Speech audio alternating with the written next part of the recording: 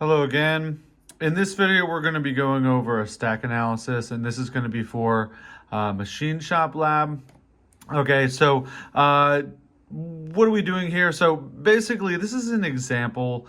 This is based on another YouTube video by R.D. Odell, which is very good. You should check that one out after this one. Anyways, let's get started. So what we're going to do, this is going to be a very similar example to what I'm going to have you guys do for homework.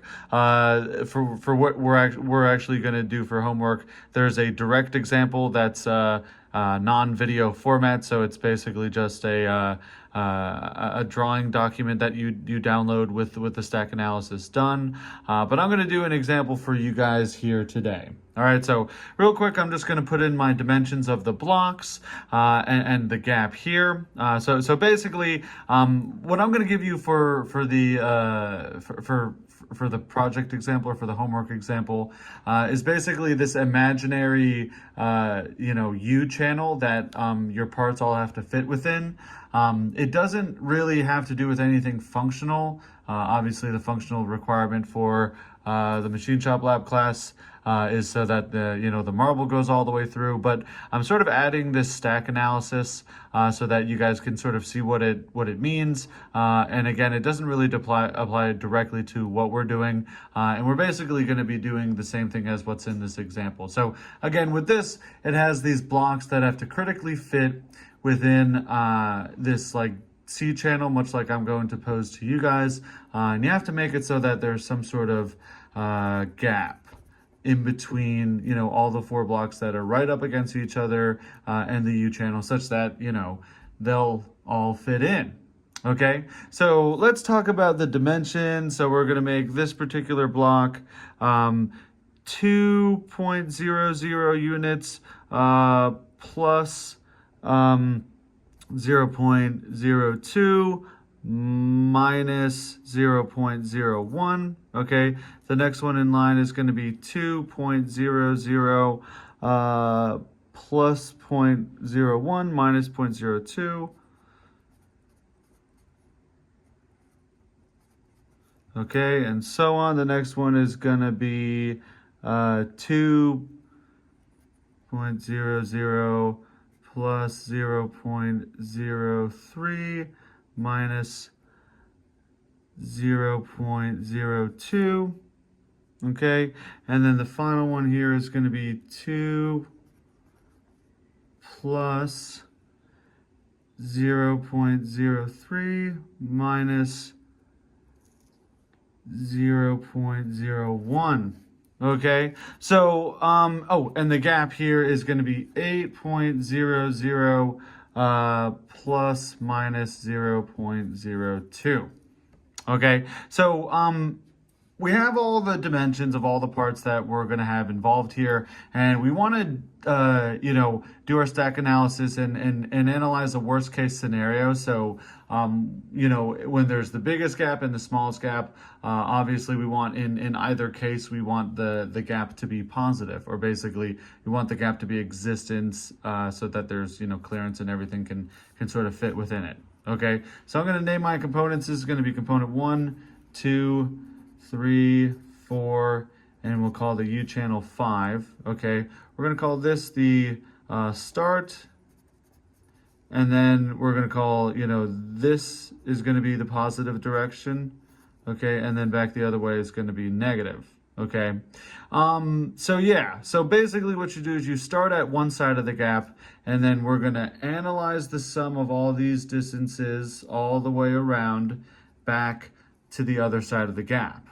Okay, so we have 4 dimensions going this way and 1 dimension going that way. So the part that we have is, we're going to organize an Excel sheet here. So we're going to have the part, okay, and there's going to be 5 particular parts. All right. So 1, 2, 3, 4, 5. Okay, now each part has a nominal dimension. So I'm going to label that dimension, DIM. All right, let's be fancy about it.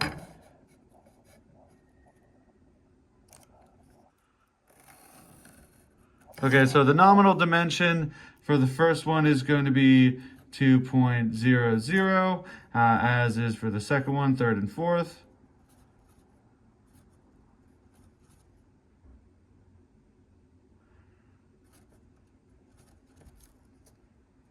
And then the fifth one is going to be 8. Okay. Now, this is sort of where our analysis starts, okay? And I'm going to do another vertical line for my table. So now this is where the analysis starts, okay? So we're going to think to ourselves, what is the scenario for the smallest gap first? Okay, so this column I'm going to label tolerance with smallest gap. Okay, so basically the tolerance with smallest gap, that is figuring out which one of these plus minus guys is going to give us the smallest gap all the way around. Okay, so for the blocks, it's going to be the larger of the two, the plus of the two guys, and then for the gap, for the channel gap, as a whole, the 8 unit long component, it'll be the minus of that. Okay, so again, we're gonna have here, this is going to be plus 0.02, okay, and then the next one is going to be plus 0.01, okay, and then the next one will be plus 0.03. The next one will be, again, plus 0.03. Okay, and then on the 8 one, okay, it's going to actually be the minus of the two dimensions, so minus 0.02. Okay, I'll just draw a quick line in my table here. So that everything stays neat and tidy, okay? But as you could see, what we could do now is add up the absolute values of all of these, and then it would give us the total here, okay? So again, our total here would be 2 plus 2 plus 2 plus 2 minus 8, okay? Because obviously the 8 goes back the other way, we could call this a minus 8, I guess you could say, because it's going, as we analyze this, that direction is positive, and then that direction is negative. Okay, so that'll be minus on the 8. So altogether we have 0.00. Okay, but then the smallest gap would be sort of subtracting the absolute value of all these guys. Okay, so 0.2 plus 0.1 plus 0.3 plus 0.3 plus 0.2. Okay, so adding all those together, subtracting that absolute value, would be 6 plus 3 is 9 plus 2 is 11. So we're going to call this 11. So sorry, 0.11, 0.11 units interference,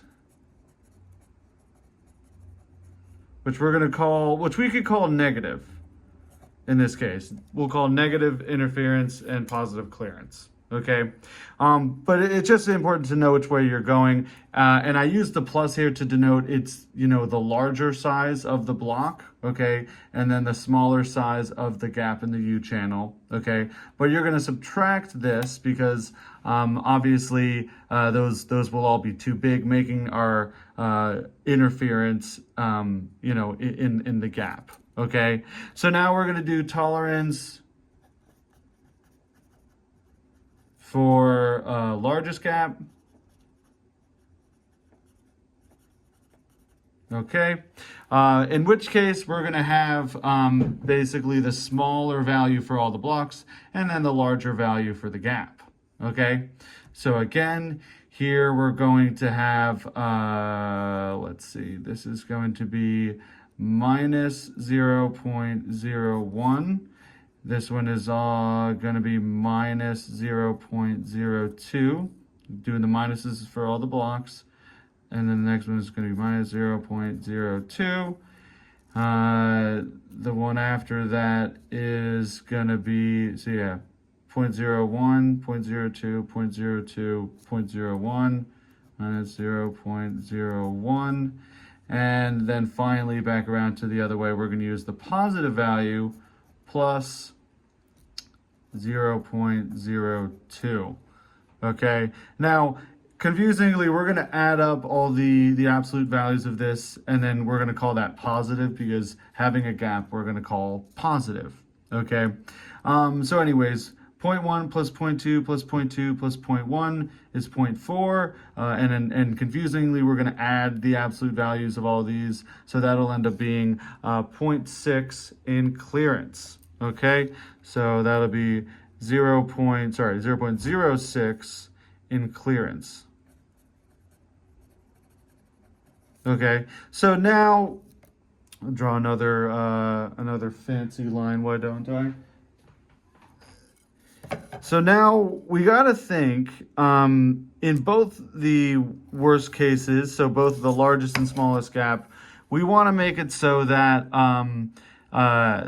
both of these are going to be positive. Okay, so again, negative interference, positive clearance. Okay, so yeah, what we could do, what you might think you could do is you could just true up all the tolerances in general, but you can never really get anything. I mean, you could maybe just make them all negative tolerances. That's kind of a lazy way, but you know, normally it probably costs more money to have things have a finite upper limit rather than like a plus minus limit. So you're kind of balancing like how much it costs for people to like make things an exact tolerance. So probably the best thing to do here would just to modify one of the nominal dimensions, okay, such that basically, you know, we make the modification we need such that we always have clearance in both of the cases. So I'm not going to modify the tolerance, the plus minus guy. I'm just going to modify the nominal the nominal dimension here. Okay, and I want to make sure I always have some clearance. We'll call it at least 1/100th of clearance. So I'll pick one of these blocks. I'll take this block. I'll make it undersized by 0.12 of an inch or 0.12. Okay, so the corrected dimension, the correction, we're going to make this one same.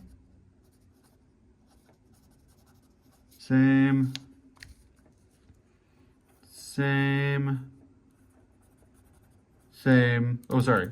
We'll modify this one. Okay, I'm not going to modify the U channel because obviously, like in your examples that you'll do for class, I don't want you to modify the U channel. But we're going to make this one instead of 2, we're going to make it 1.88. 88, because that's the number of decimal places we've been using so far. Okay, and then finally we'll make the gap also the same. Okay, we're gonna make all the plus minuses the exact same as well, but we'll do a new addition because you know in the normal case the addition now we have 0.12 clearance. Okay, so let's go ahead and do our plus minus guys and figure out what our totals are going to be. So tolerance for smallest gap. Okay, so here we are going to again use the plus 0.02 plus 0.01 plus 0.03 plus 0.03 and again the minus 0.02. Okay, and instead of giving us 0.11 interference, okay, we're actually going to have 0.01 clearance. Okay, great. Now we're going to apply the same sort of logic to the next one. Okay, so we're going to have tolerance for the largest gap. Okay, so it'll be minus 0.01, minus 0.02, minus 0.02, minus 0.01. Tolerances again are all the same, and then again a plus 0.02. Okay, but instead of having 6 hundredths of clearance, it's going to have 6 plus that 12 thou or 12 hundredths of clearance, so it's going to be 0.18 0.18 units of clearance. Okay, so pretty simple, but this is what you guys will need to do with all your parts. You won't actually need to make like a correction to your part in terms of the actual manufacturing, but I just want to see what you guys would make in terms of the corrections for a stack tolerance analysis. And yeah, you only need to modify just one of the parts for the example that I'm going to ask you to do. Okay, so thank you very much. That is a stack tolerance analysis.